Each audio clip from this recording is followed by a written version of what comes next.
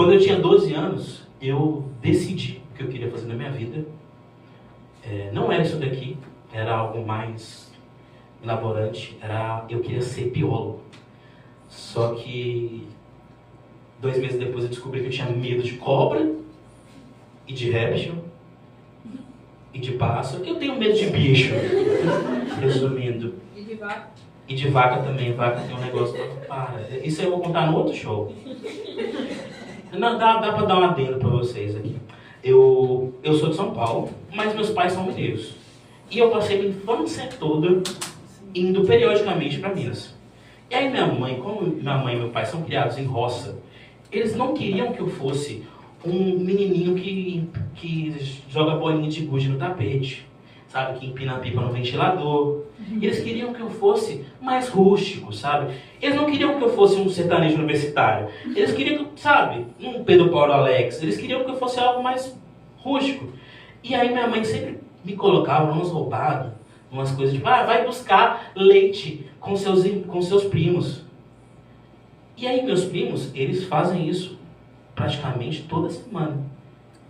E eu nunca tinha feito isso, eu nunca tinha pisado num curral na minha vida. E eu não sabia que tem áreas ali, porque quando você entra no curral das vacas, ele tem cerca e bosta. E bosta. E ele tem tanta bosta que você não consegue ver terra mais, sabe? Não cresce mais nada, ele é só bosta. E eu pensei que era terra. E aí eu fui acompanhando os meus primos. Tô indo lá, e eles passaram na frente e correram por um canto que eu não prestei atenção como é que passava pelo curral. E eu falei, não, isso aqui é fácil. Eu estava com um short branco e uma camisa branca. No primeiro passo que eu dou, vocês acreditam que esse meu pé foi lá para cima? E eu escorreguei do começo do curral até o final, do lado de uma vaca. Tinha tanta bosta de vaca em mim, que se a vaca tivesse cagado no momento que eu cheguei do lado dela, ia ter menos.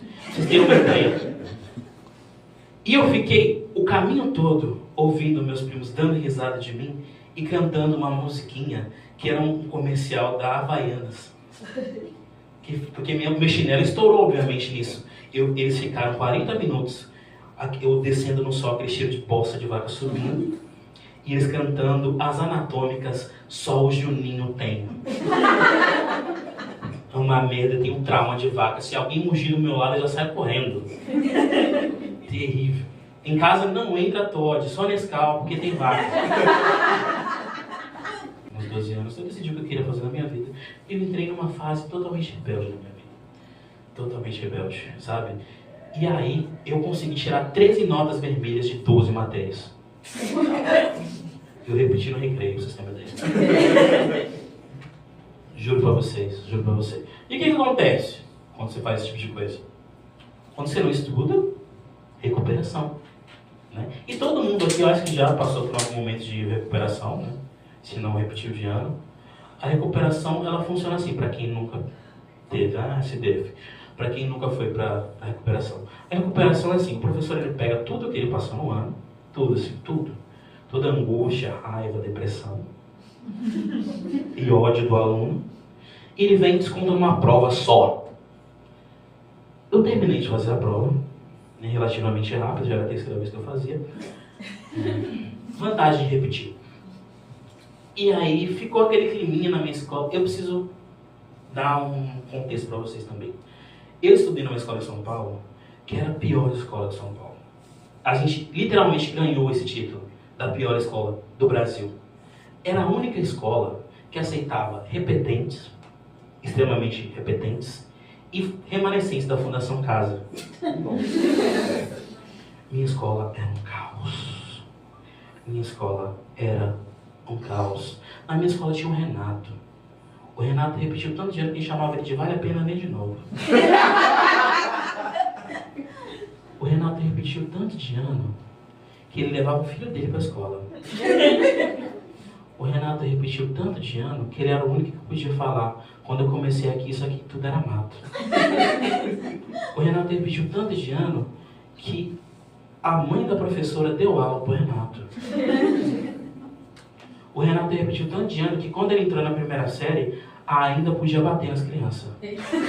Enfim, a diretora me chamou na sala dela e disse: a gente precisa falar desse problema seu com drogas. Eu fiquei sem entender, eu olhei pra ela assim, falei, mas eu não tenho problema com droga, eu não uso. Eu vou tá aí o problema. Vamos começar agora, menina. Todo mundo tá usando.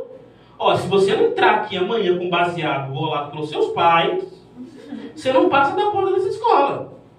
Juro pra vocês, cara. Isso, e não era só os alunos, não. Os professores. Os professores fumavam maconha com os alunos. Ele chamava isso de aula baseada em fatos reais.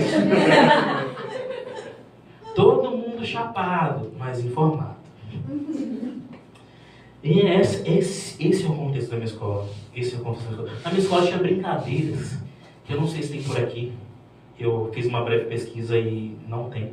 Tinha uma brincadeira que eu acho que era só de lá. Brincadeira não, né? O que a gente fazia era só a gente arrumava alguma desculpa para desmaiar alguém sem perder a amizade. Porque todas as brincadeiras envolviam bater, sabe? Na minha escola tinha o Assustou Leva 2, que é a brincadeira mais idiota que eu já vi na minha vida. Porque o que consiste o Assustou Leva 2? Pergunta pra mim. O que é Assustou Leva 2? O que é? O que é? Boa pergunta, Lucas. Assustou Leva 2 é o seguinte. Eu ameaço te bater. Se você se assustar, você toma 2 socos. Se você não se assustar, você toma 1 soco. Olha que merda de brincadeira. Quem inventou essa brincadeira? Dilma! Ah, todo mundo vai perder, ninguém vai ganhar. E na minha escola, como eu disse pra vocês, tinha muito repetente. O Renato estava na 4ª série com 18 anos, gente. Você acha que eu não assustava quando o Renato chegava perto de mim? Obviamente. Quando eu vim pra cá em 2023. Eu vi o Renato em 2022. Ele me assustou ainda. E eu tomei 2.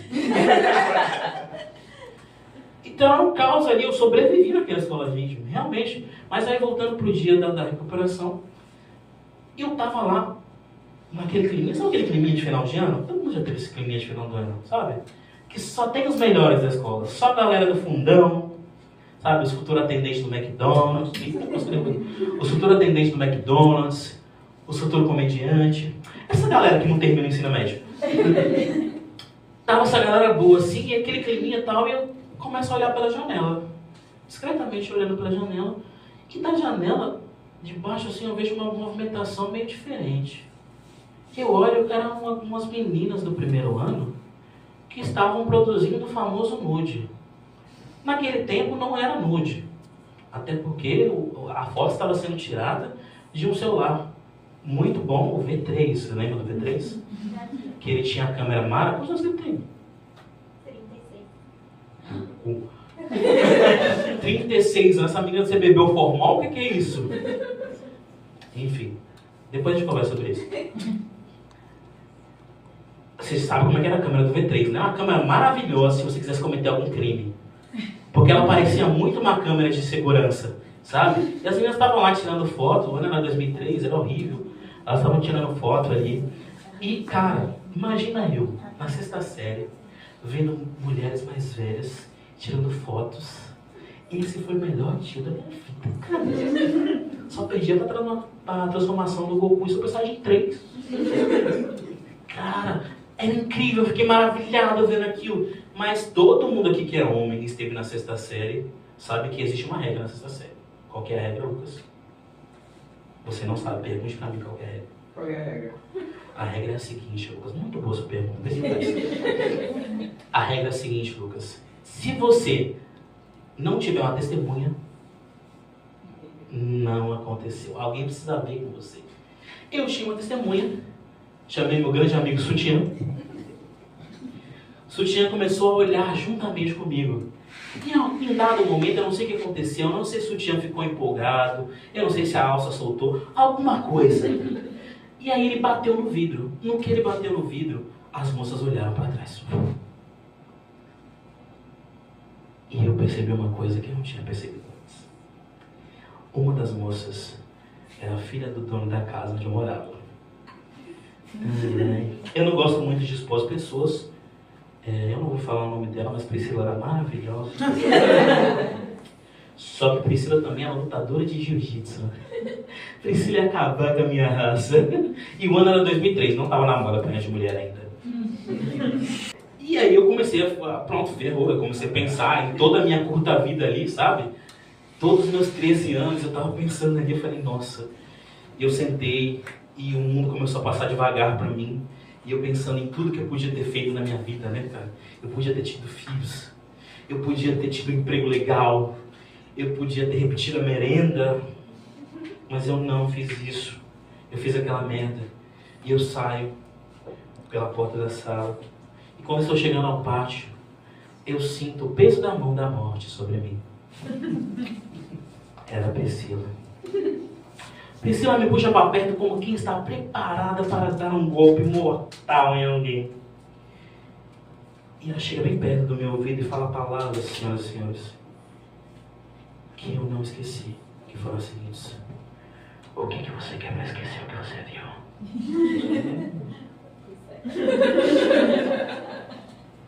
Eu ganhei uma oportunidade aí, né, galera? Ganhei uma oportunidade, né, Lucas? Eu, ligeiro, moleque, já joguei nos peitos de Priscila. Meu amigo Sutiã também viu. Então tem que rolar alguma coisa pra ele.